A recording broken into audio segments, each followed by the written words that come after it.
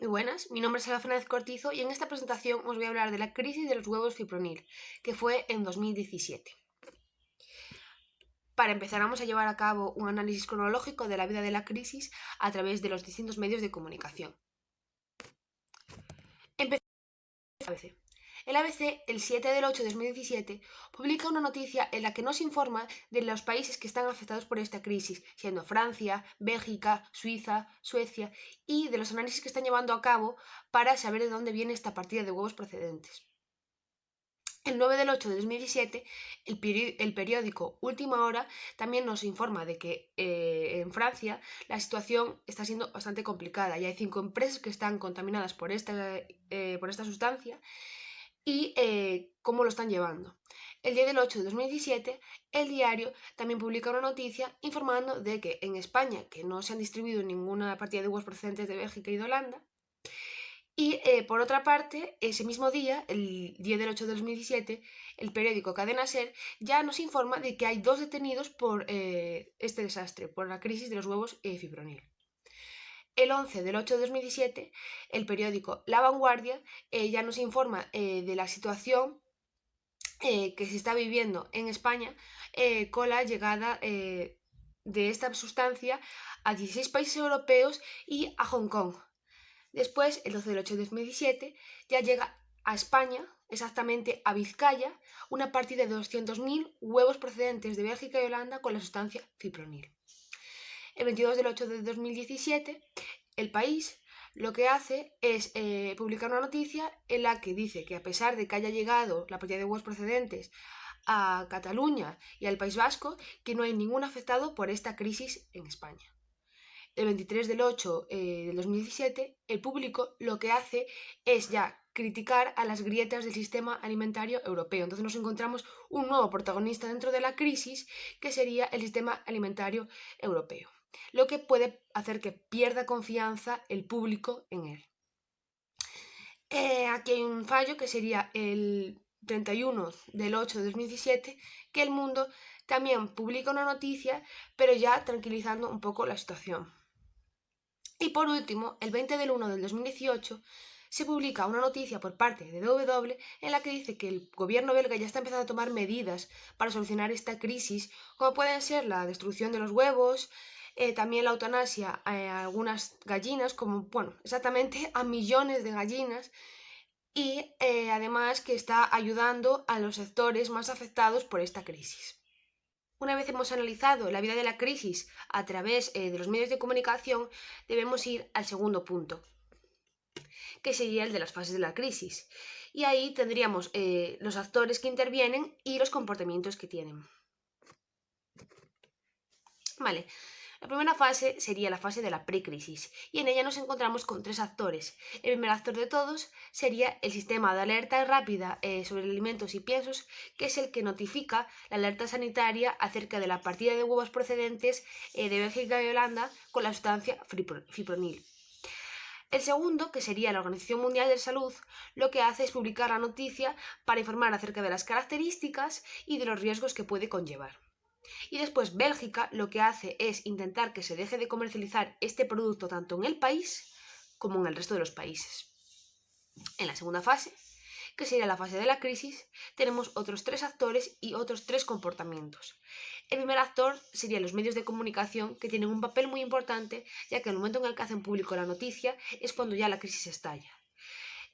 Lo que hacen los medios de comunicación es publicar la noticia en todo el territorio para que se dé a conocer. Después, la Ecosan, que es la Asociación Española de Consumo, Seguridad Alimentaria y Nutrición, también publica esta noticia en todo el territorio español para que los españoles estén informados de la situación. Y después las autoridades de Bélgica y de Holanda lo que hacen es tomar cartas en el asunto, investigan los gallineros y además detienen tanto a los responsables de la empresa Chick Friends como de la empresa Poultry Vision. Por último, la última fase sería la de la post-crisis. En la post-crisis podemos hablar de otros 3 actores también. Y estos 3 actores serían el ministro de Agricultura, el ministro de Pesca y el ministro de Asuntos Rurales de Estonia. El ministro de Agricultura y el ministro de Pesca lo que hacen es pedir al PAC mayores medidas de prevención. Y después el ministro de Agricultura ya profundiza en que deben de prestar más ayudas a los más afectados en esta crisis. Y el ministro de Asuntos Rurales de Estonia lo que hace es pedir mayores herramientas para que ante una nueva crisis puedan saber cómo actuar.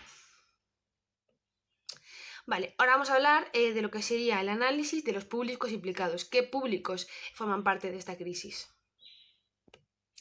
Para empezar, estarían los permisivos. El permisivo sería el gobierno de Bélgica, que es el que se encarga de notificar a la crisis al sistema de alerta rápida sobre alimentos y piensos. Y también que es el encargado de ayudar al sector del huevo ante las enormes pérdidas.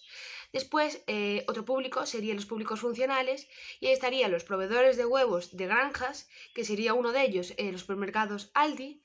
Después a los empleados de Chick Friends, que pueden verse afectados ante esta situación, y posibles consumidores de huevos contaminados por fipronil. Los normativos sería Poultryvision, que es el que le suministra esta sustancia a la empresa Chick Friends, que es la que más tarde lo distribuye al resto de granjas. Y después los públicos difusos, que serían las organizaciones de agrarios y de avicultores, que se ven afectados por esta situación ya que son engañados por la empresa Chick Friends, que les promete que va a limpiar sus gallineros y lo único que hace es ofrecerles esta sustancia. Bueno, continuamos con el comentario crítico de las decisiones tomadas. En el comentario crítico, resumidamente, para no hablar todo el rato de lo mismo, yo investigué en algunas fuentes y me di cuenta de que esa situación no es de ahora, sino que esta situación se remonta al 2016, exactamente en septiembre de 2016, donde Bélgica y Holanda ya conocían esta situación, lo que me hace sospechar que seguramente Bélgica y Holanda no querían que esta situación se supiera para no perjudicar su imagen, lo que en mi opinión la perjudica mucho más, ya que esta crisis después se hizo muy conocida y ha llegado a muchos países y le ha traído un gran problema de reputación tanto a Bélgica como a Holanda y a ambas empresas. Vale, ahora vamos a hablar del plan de crisis, que yo lo he distribuido de la siguiente forma. Primeramente, la filosofía del plan.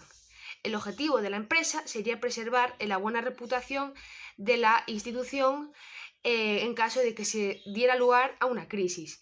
Y la filosofía que caracteriza a Chick Friends es la de llevar la mejor gestión posible.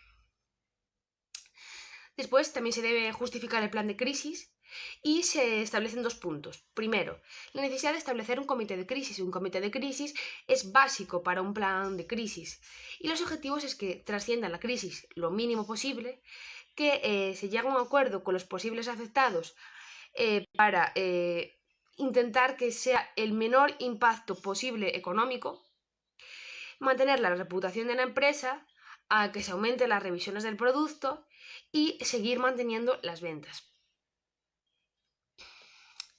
Después también hay que analizar las potenciales crisis, es decir, hay que analizar quién puede verse afectado dentro de nuestra crisis, como puede ser pues, los clientes, pueden ser los proveedores, las empresas colaboradoras, las empresas distribuidoras y otras cuantas. Después, los recursos externos, tenemos que tener en cuenta que en el caso de que suceda una crisis tenemos que tener organismos oficiales, que sería contactar con el gobierno de Bélgica y con el gobierno de Holanda, para intentar solventar la situación lo máximo posible. Después, consultores, también tendríamos que tener en cuenta que deberíamos contactar con abogados para que nos lleven a cabo los trámites legales en caso de que la crisis se pusiera mucho peor. Después, algunos expertos deberíamos tener en cuenta que en caso de que sucediera la crisis, tenemos que contratar a un experto en riesgos laborales. Vale, antes de llevar a cabo un plan de retirada, debemos de hacer un análisis previo y tenemos que tener en cuenta algunos peligros, que pueden ser riesgos microbiológicos, sustancias químicas y físicas, sustancias orgánicas, adictivos y conservantes, no autorizados a niveles superiores a los que están establecidos. Después, ¿qué fuentes pueden notificar la crisis?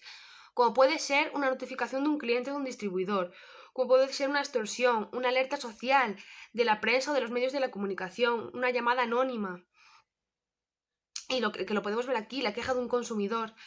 Después, ¿qué fuentes de información? Tenemos que contactar con entes, con centros y con personas que sepan acerca del tema del que estamos tratando. En este caso, que sería el alimentario. Y tienen que ser de fácil y de rápida utilización. Una vez hemos hecho el análisis previo al plan de retirada, debemos establecer cuál va a ser nuestra comunicación dentro de la crisis. La comunicación dentro de la crisis es una obligación que tiene la empresa dentro de su responsabilidad social, y las crisis deben de estar bien gestionadas para evitar consecuencias económicas mucho más graves y que no afecte a las relaciones entre la empresa y sus clientes. Cuando hay una alerta sanitaria, la empresa lo que tiene que hacer es comunicar lo antes posible y no esperar a que los medios de comunicación lo hagan para que la situación empeore aún más. Ahora bien, para llevar el plan de retirada debemos establecer cuál va a ser el objetivo, y el objetivo va a ser garantizar la seguridad del consumidor y evitar que sea un riesgo en nuestro producto para él. Una vez que se inicia el problema, debemos contactar con el comité de crisis para que evalúe el riesgo y se deben obtener datos acerca de el producto, qué cantidad está afectada y la localización del producto, qué tipo de peligro es y a qué nos enfrentamos con este tipo de peligro. Y debemos hacer una evaluación del riesgo. ¿Cuál es el reconocimiento del problema en los medios de comunicación? El alcance, qué información tienen las autoridades acerca de nuestro producto, la retirada efectiva y eficaz del producto del mercado y limitar el daño a la marca y a la compañía. Eso sería el plan de comunicación. Por otra parte, vamos a establecer cuál va a ser el comité de crisis. El portavoz va a ser el director de la granja Chick Friends. Después tendremos el coordinador, el responsable comercial, el responsable de la producción, el responsable de calidad y el responsable de comunicación. ¿Qué acciones se van a llevar a cabo en el comité de crisis? Pues se nombrará como portavoz al director de la empresa, se convocará una reunión con el comité de crisis para informar de todos los aspectos que sean necesarios y el representante del gabinete de comunicación será el encargado de establecer las relaciones con los medios de comunicación, convocando ruedas de prensa, escribiendo notas de prensa y todo lo que esté relacionado con los medios. Después, el representante del gabinete de calidad lo que va a hacer es llevar a cabo un plan de mantenimiento y un plan de revisión del producto mucho más avanzado. El gabinete del sindicato con más presencia será el que se encargue de mantener la relación con los afectados y además de velar por ellos. En el plan de comunicación de la empresa únicamente se pondrá en marcha si se sabe que hay una crisis confirmada por parte de alguno de nuestros productos de la empresa, y la empresa jamás se negará a dar explicaciones acerca de lo acontecido. Al desarrollar los mensajes es muy importante contar todo lo que ha ocurrido y qué se está haciendo, para así evitar bulos o rumores. Para aumentar la credibilidad y la confianza en el público, se debe tener en cuenta que hay que difundir la información necesaria acerca del problema por parte de la propia empresa, que la empresa debe describir con precisión cuáles han sido los sucesos que han ocurrido y qué errores han cometido, y los mensajes de comunicación deben incluir medios para recuperar la confianza en la seguridad del producto. Hablamos de una estrategia que sería proactiva y que nos será muy útil para evitar la mala reputación de la empresa. ¿Qué audiencias y públicos van a ser claves? Los empleados. Es importante que estén bien informados para que no se produzcan rumores y para que mantengan la calma. Los medios de comunicación, tan rápido como sea posible, le escribiremos una nota de prensa para que los medios de comunicación estén al tanto de todo lo ocurrido. Y convocaremos una rueda de prensa en el que tendrá lugar el director de la empresa y que será el portavoz. Y convocaremos una segunda rueda de prensa en la que el representante del sindicato se dirigirá a los familiares y a los afectados y a los empleados actuales de Chick Friends. Después, los inversores y los clientes. Convocaremos una reunión con los clientes más prestigiosos y los principales inversores para tranquilizarlos sobre el estado de la empresa y de sus inversiones. Y después, por último, los afectados, en caso de que hubiera afectados, debemos contactar con ellos para ofrecerles nuestro apoyo y facilitarles todos los trámites que deban de hacer. Y ya por último, evaluaremos el plan de crisis a través de los siguientes aspectos. Llevaremos a cabo un seguimiento del estado físico de las víctimas del suceso. También revisaremos los apartados del plan de crisis. Revisaremos la eficacia del procedimiento de gestión de crisis, mantendremos actualizado el plan de crisis en todo momento y controlaremos que todo vuelva a la normalidad lo antes posible. Muchas gracias por su atención y esto es todo.